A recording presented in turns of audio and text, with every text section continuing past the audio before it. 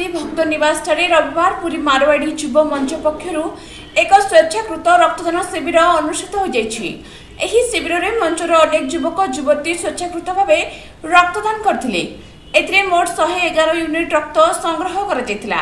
मारवाड़ी युवा मंचर सभापति संबित चंदुका, साधारण संपादक गौरव पासुरिया, संयोजक आशीष चंदुका, युवा साथी आयुष पटवारी, स्वागत चंदुका, नमन अग्रवाल प्रमुख नेतृत्व में शिविर बेशृंखलित भाव संपन्न होता।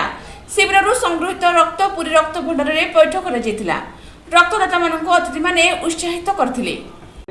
वृंदावती निवास आयोजन होती आम आशा रखुचु आमर 150 यूनिट आम कलेक्शन करूँ जेहेतु बर्तमान रक्त भंडार रे रक्तर घोर अभाव देखीचु से डोनेशन आम आयोजन कर रक्तदान महादान तो रक्त दबाटा समस्त को गोटे अनिवार्य रक्त देले लोकंर सुस्थ स्वास्थ्य सुस्थ सब भल रहिबो।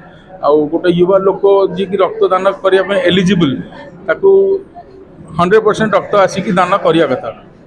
गोटे लाइफ टाइम रे आपण वर्ष को 2 थर रक्तदान करें कले आप हृदय रोग कोलेस्ट्रोल डायबिटीज ब्लड प्रेशर सब कंट्रोल रही तो से जागरूकता को आमको लोक मान पहुँचार अच्छी से सकाशे आम गोटे गोटे आम प्रयास रक्तदान आम समस्त को यहाँ गोटे सचेतन हवा दरकार कि बर्तमान रक्तटा आग गोटे समस्त भय कर से भय कार्य मनरू रक्त समस्या दवा उचित आ समस्त कम लगे यहाँ तेणु ये जिनस सब युवापीढ़ी समस्त आगे आसा दरकार।